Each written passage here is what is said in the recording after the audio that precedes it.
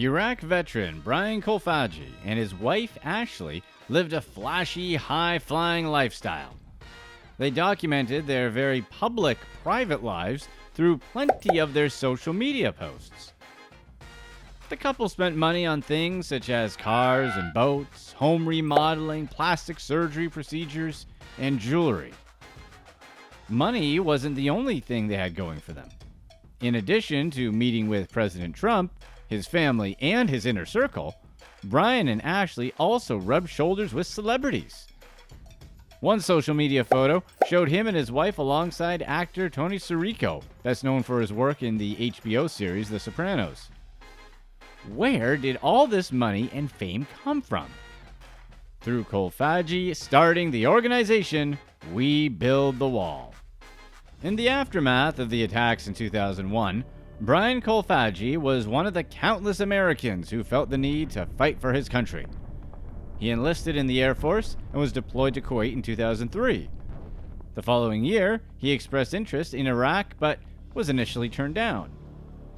However, his request was ultimately granted when another volunteer decided not to go. While in Iraq, he worked as an air cargo inspector until September 10, 2004. That day, Brian got caught in an explosion, costing him both legs and most of his right arm. Kolfaji spent the next year at Walter Reed Medical Center and emerged as a national hero. He received a Purple Heart commendation and went on to study at the University of Arizona, graduating from their architecture program in 2014. He also flirted with the world of politics after his injury. One of his most notable acts in the arena was a campaign advertisement in which he urged voters to support Democratic U.S. Representative Gabrielle Giffords of Arizona. In 2012, the lawmaker invited Kolfaji as her guest to the State of the Union address in D.C. His personal life flourished after he returned home from Iraq. When he moved back to Arizona, he reconnected with an old acquaintance named Ashley he met while she worked as a server at a local Chili's. Brian and Ashley got married in 2011, and their family grew with the addition of 2 kids over the next few years. When Kolfaji drew controversy regarding his involvement in a fundraising scam, his wife attracted some attention of her own with a series of social media posts. She frequently uploaded images of herself in a bikini to Instagram and TikTok accounts as she reiterated her confidence that her husband could beat the charges against him.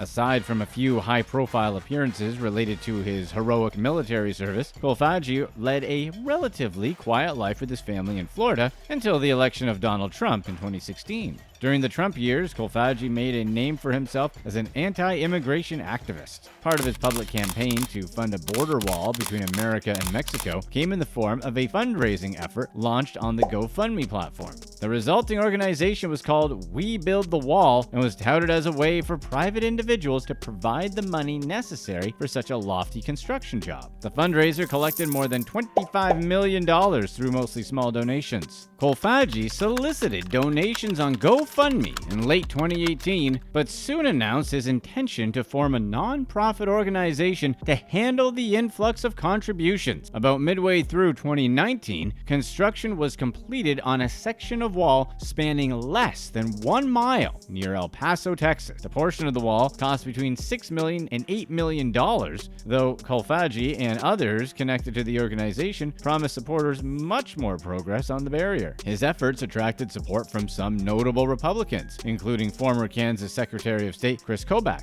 News of the project even made its way to the White House, reportedly prompting Trump to say, "The project has my blessing, and you can tell the media that." Quote that would come back to bite him later on. The plan, according to organizers, was to build sections of the wall on private property along the border in California and Texas. Serious questions surfaced about how they used the money. One of the prominent political figures who spoke out in defense of We Build the Wall was one-time Trump advisor Steve Bannon. Bannon, a political strategist who initially attracted attention as the executive chairman of the right-wing Breitbart news site, joined the Trump campaign in 2016. After serving as the chief executive officer during the campaign, he was named Trump's chief strategist and senior counselor. He maintained that influential position until he left the White House about 8 months after Trump's inauguration. After leaving the Trump administration, Bannon became involved in the We Build the Wall organization. Along with 2 other political figures, he joined forces with Kolfaji to addressed skepticism and suspicion on the part of GoFundMe and a growing number of critics. Instead of working to quench these concerns and provide transparency about the influx of donations, prosecutors say the organizers created a complex scheme, funneled contributions through a series of fake companies. In the end, Bannon and Kolfage kept much of that money for themselves and funded a lavish lifestyle with money that was supposed to go toward constructing a border wall. Kolfage attempted to reassure donors that he wasn't personally profiting from the fundraiser. However, the evidence presented during the trial said differently. Bryan brought in roughly $350,000 in the form of a $20,000 monthly salary and a $100,000 bulk deposit. As for Bannon, investigators determined that he skimmed about $1 million off the top. Although a portion of that money made its way to Kolfage's bank account, the rest allegedly went toward personal expenses, including credit card payments and hotel stays. Trump attracted widespread support on the right for his plan to build a wall along the nation's southern border. Therefore, when Kolfage launched his organization, millions of dollars in donations poured in. Within the first 3 days of accepting contributions, We Build the Wall amassed a staggering $9 million. The money primarily came from Americans who aligned with Trump's Make America Great Again agenda and believed their contribution would help fund a border wall. By the time the scheme fell apart, the project had a war chest of about $25 million.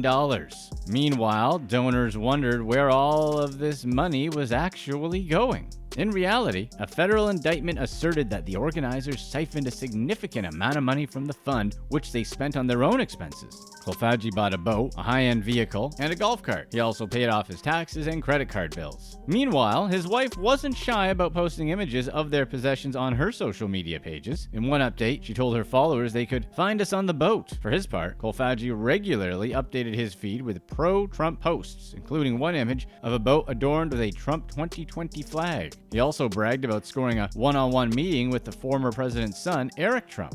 As troubling evidence mounted regarding how organizers spent the donated money, a bombshell video appeared to show Bannon and Kolfage joking about scamming donors out of their money. The video was recorded in June 2019, about a year before the two men got arrested. Its purpose was to bring in even more money during what they called a Wallathon fundraising event. During one segment, Bannon and Kolfage joke when Bannon claims they were on Bryan's $1 million yacht. You can hear Kolfage laughing as Bannon says the triple amputee took all that money from the We Build the Wall coffers. Bannon retracted his comment about the pair being off the coast of Saint-Tropez in southern France, insisting they were broadcasting from New Mexico. When evidence of their scam came to light, people paid closer attention to Bannon's apparent inside joke. Several social media comments suggested that the two men openly confessed their crimes, including one Twitter user who wrote, "All criminals secretly want to get caught." By June 2019, investigators with the Florida Department of Agriculture and Consumer Services dug into some unusual details surrounding We Build the Wall. Specifically, they cited media reports saying